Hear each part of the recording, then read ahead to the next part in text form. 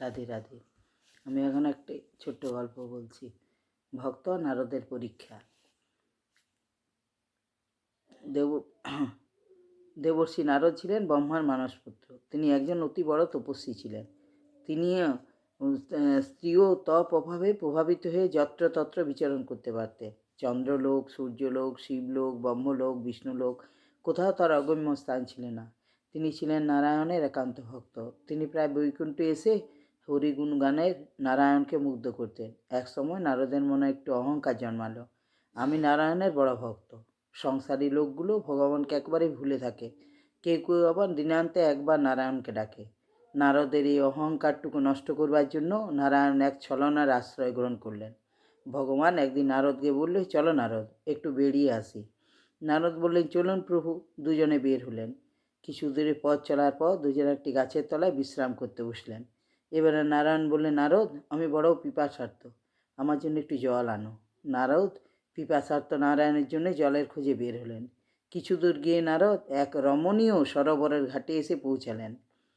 সেখানে এক পরম সুন্দরী যুবতী অপেক্ষা করছে নারদের জন্য। নারদকে দেখে সুন্দরী বললেন, আসুন দেবর্ষি, আমি আপনার জন্যই অপেক্ষা করছি। কেন? নারদ জিজ্ঞাসা করল। উত্তরে সুন্দরী বলল, আমি বহুদিন তপস্যা করেছি উত্তম উত্তম বরের উত্তমের প্রতি লাভ করার জন্য। দেবাদেবীর শঙ্কর আমার তপস্যায় সন্তুষ্ট হয়ে আমাকে বর দিয়েছেন, দেবর্ষি নারদকে তুমি প্রতিরূপে লাভ করবে। আজ তিনি এখানে আমার পাঠিয়ে দিয়েছেন। এই কথা বলে নারদের গলায় মালা দিলেন। এই মায়াকন্যা স্পর্শে নারদের পূর্বস্থিতি লোপ পেল। এখন তিনি সুন্দরী যুবতীর গলায় মালা পরিয়ে দিলেন। এখন বিবাহ তো হলো, এবার থাকা যায় কোথায়? নারদ ও তার স্ত্রী দুজনে মিলে এক গ্রামের একটা পাশে একটি কুঁড়ে ঘর তৈরি করলেন, যাতে দুজনে মহাসুখে সংসার করছেন। কিছুদিন পর নারদের একটি পুত্র সন্তান হলো। এবারে নারদ কিছু চাষবাস পশুপালন আরম্ভ করলেন। পরপর আরও দুটি সন্তান হলো। নারদের এখন জমি জায়গা, গরু বাছুর, লোকজন, ছেলে পুলে ইত্যাদি হয়েছে। মোটের উপর নারদের সংসারটি এখন বেশ জমজমাট।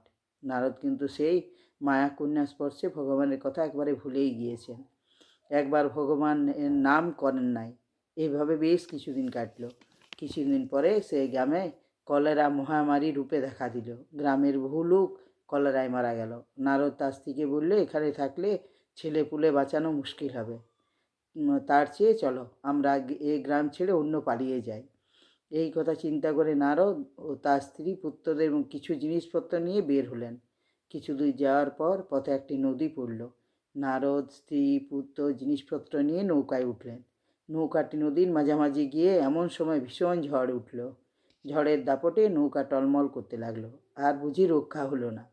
নৌকা এবার ডুবে ডুবে। এমন সময় নারদের একটি ছেলে হঠাৎ জলে পড়ে গেল। নারদ হায় হায় করে কেঁদে উঠলেন। ঝড়ের বেগে আরও বাড়ছে। নৌকার দোলনে নারদের আরও দুটি ছেলে জলে পড়ে গেল। নৌকার কোনো মতে রক্ষা হলো না। ঝড়ের দাপটে উল্টে গেল। নারদের স্ত্রী ছেলেদের ধরতে জলে ঝাঁপিয়ে পড়লেন। নারদ স্ত্রীকে ধরতে গেলে ঝাঁপ দিল, কিন্তু স্ত্রী স্রোতের টানে তলিয়ে গেলেন। নারদ দ্বার নাগাল পেল না। পরদিন ভোরে যখন নারদের জ্ঞান হলো, সেখানে নদী তীরে এক গাছের তলায় শুয়ে আছেন। নারদ ভাবতে লাগলেন, তাই তো, আমি কোথায় আছি আর কেনই বা এখানে এলাম? অনেকক্ষণ ভাবতে ভাবতে নারদের পূর্বস্থিতি ফিরে এলো। মনে পড়ল, আমি নারায়ণের সাথে বেড়াতে বেরিয়েছিলাম এই এবং এবং পিপাসার্ত নারায়ণের জন্য জল আনতে গিয়েছিলাম। তারপর তারপর কি হলো? কোথায় গেল সেই স্ত্রী পুত্র সংসার? কোথায় গেল সেই মায়া নদী? তবে কি সবই মায়া? এবার নারদ চললেন বৈকুণ্ঠে নারায়ণের চরণ বন্দনা করতে। নারদকে দেখেই নারায়ণ বললেন, এসো এসো নারদ, তুমি এতদিন কোথায় ছিলে? তোমায় তো বহুদিন দেখিনি। নারদ নারায়ণের চরণে পড়ে কেঁদে কেঁদে বলছে, প্রভু আমায় ক্ষমা করুন, আপনার মায়া আপনিই জানেন, আশীর্বাদ করুন, আর আপনার মায়া যেন কোনোদিন আবদ্ধ না হই। ভগবান বললেন, দেখলে তো নারদ, সংসার করতে গেলে সংসারী লোক কী অবস্থা হয়। তারা আমারই দেয়া স্ত্রী পুত্র সংসার সব কিছু পেয়ে আমাকেই ভুলে যায়। হে সংসারী জীব, আমরা সেই মায়ার নদীতে পড়ে হাবুডুবু খাচ্ছি। দিনান্তে একবারও ঠাকুরের কথা মনে হয় না।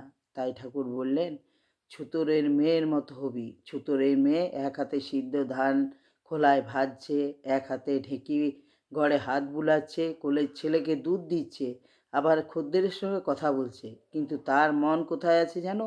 মন আছে তার গড়ের দিকে, পাছে হাতে ঢেঁকি না পড়ে। তোমরা এক হাতে সংসার করো আর এক হাতে ভগবানকে ধরে রাখো। রাধে রাধে।